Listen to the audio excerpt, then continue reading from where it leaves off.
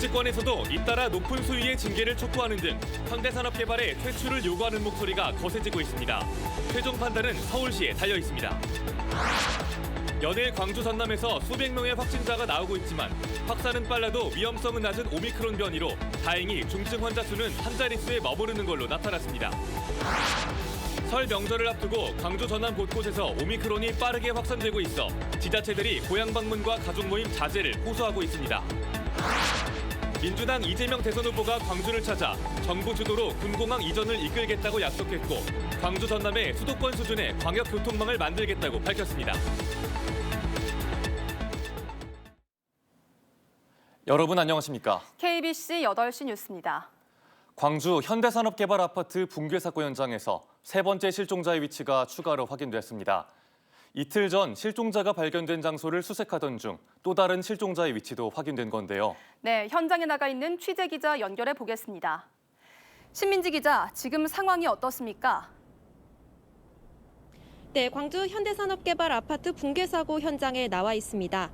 지난 사흘간 매몰자 2명의 위치가 잇따라 확인됐습니다.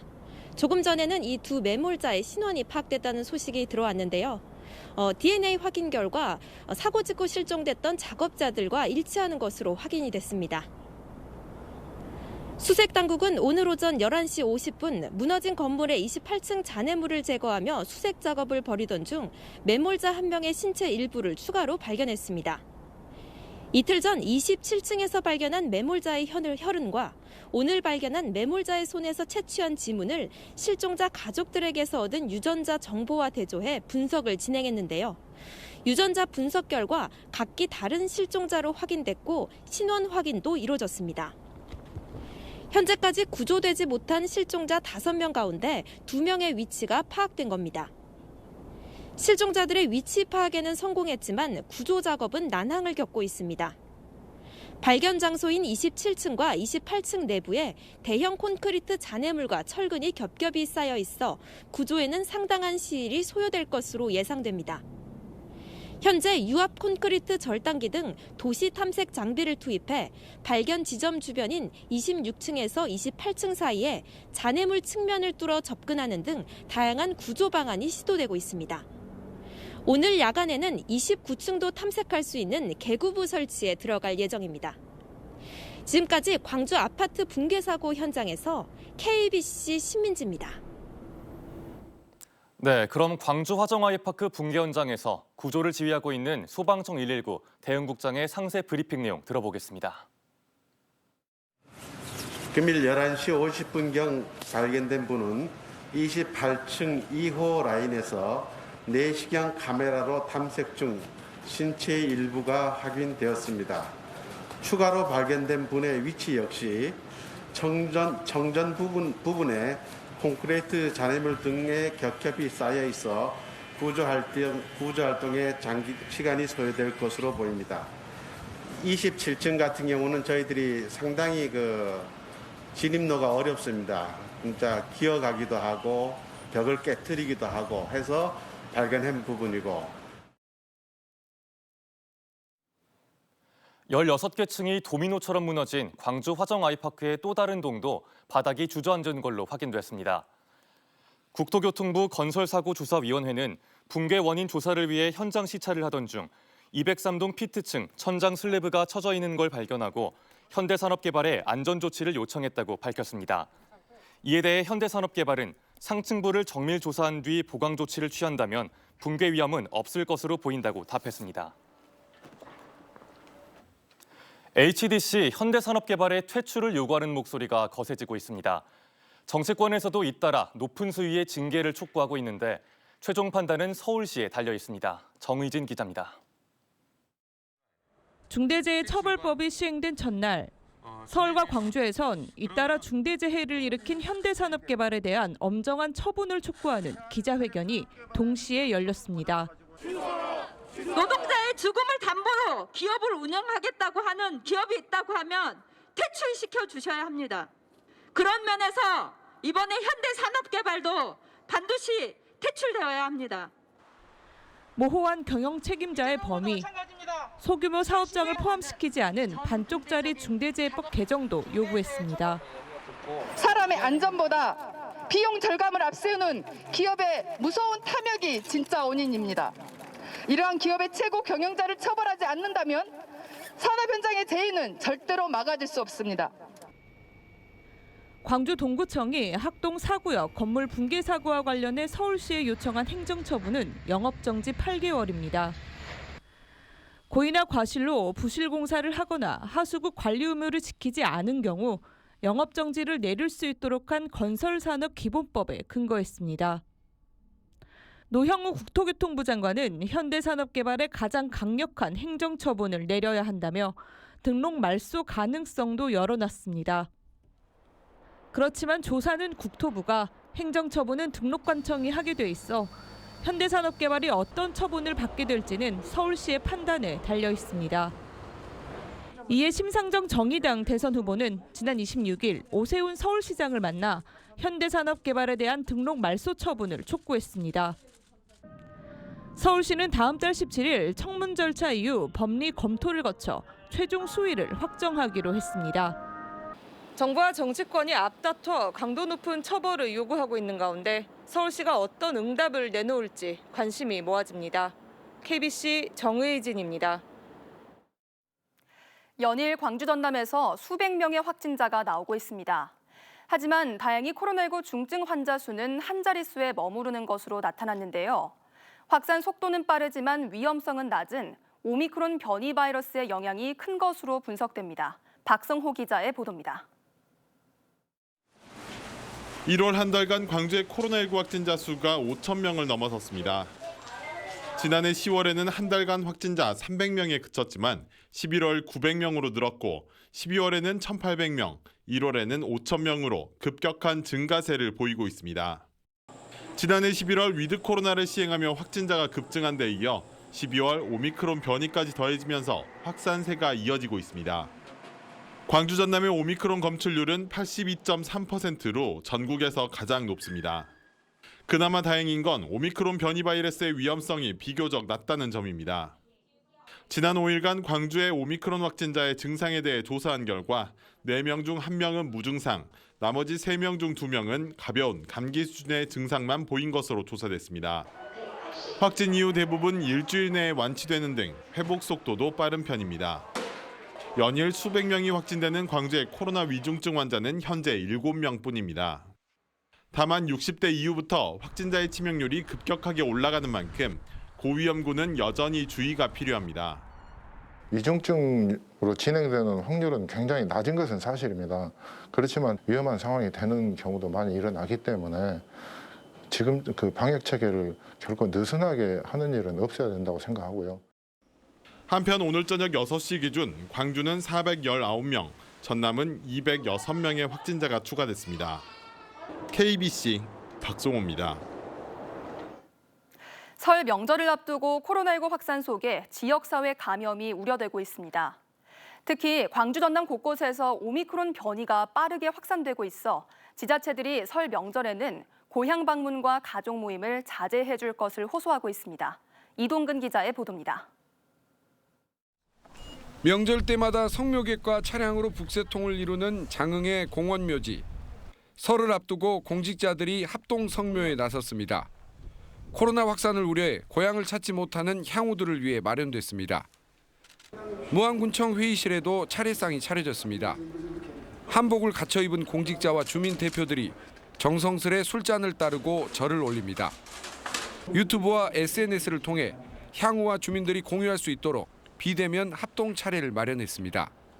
부모님과 조상님께 인사드리지 못하는 출향 향후님들의 안타까운 마음을 대신하여 비대면 합동 차례를 지냄으로써 깊은 위안을 드리고 위로의 정을 나누고자 합니다. 전남은 오미크론이 우세종이 되면서 매일 200여 명 안팎의 확진자가 속출하고 있어 설 명절을 앞두고 지자체마다 비상이 걸렸습니다. 귀성과 타 지역 방문, 성묘 등을 자제하는 긴급 멈춤을 향후와 주민들에게 부탁하고 있습니다. 부모님과 가족의 안전을 위해서 고향 방문을 자제해 주시고 집에서 안전하게 설 연휴를 보내주실 것을 요청드립니다. 전라남도는 오미크론 확산을 막지 못하면 설 연휴 이후 하루 확진자 수가 500명 이상이 될 수도 있다며 우려하고 있습니다. KBC 이동근입니다.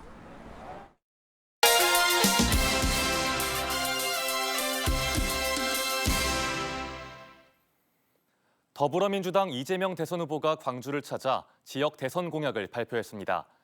광주 지역에는 정부 주도로 군공항 이전을 이끌겠다고 약속했고 광주 전남엔 수도권 수준의 광역 교통망을 만들겠다고 밝혔습니다. 이영길 기자입니다. 이재명 후보가 내놓은 첫 번째 지역 공약은 광주 군공항 이전을 정부가 주도하겠다는 내용입니다. 지자체에 맡긴 광주 군공항 이전 사업을 정부가 주도하고 예산을 투입하는 부산 신공항 수준으로 지원하겠다고 말했습니다. 광주 군공항을 가덕도 신공항 지원에 발맞춰서 적극 지원하고 그 부지에 4차 산업혁명 기술이 실증되는 스마트시티 조성 사업을 지원하겠습니다. 광주의 AI 산업과 미래 모빌리티 산업 육성 등에도 적극적으로 나서겠다고 밝혔습니다.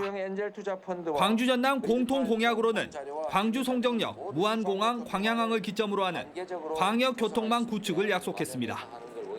광주공항에서 지역 공약을 발표한 뒤 이재명 후보는 광주 화정동 아파트 붕괴 사고 현장을 찾았습니다.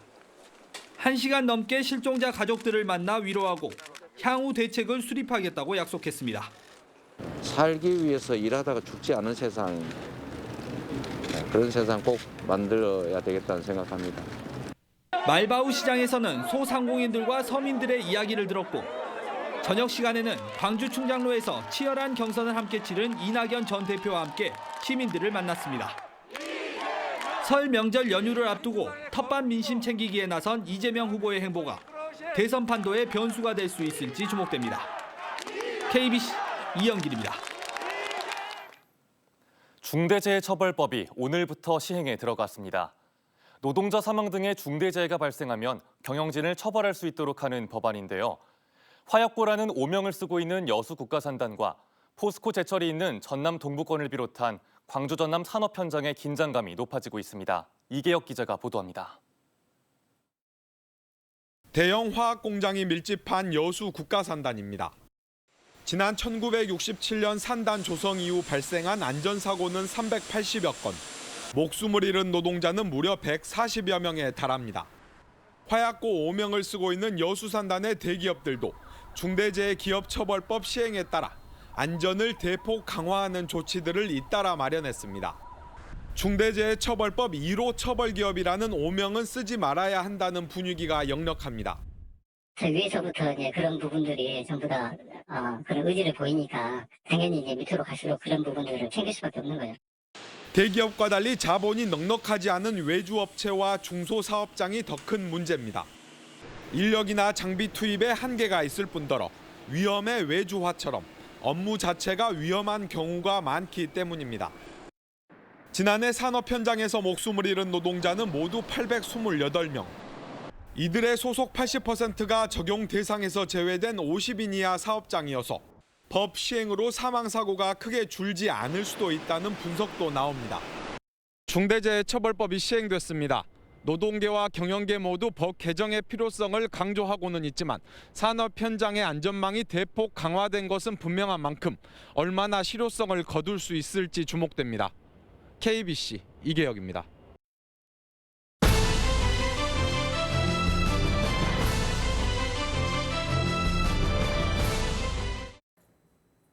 KBC 서울 방송센터에서 전해드리는 여의도 정가 소식입니다. 첫 소식입니다.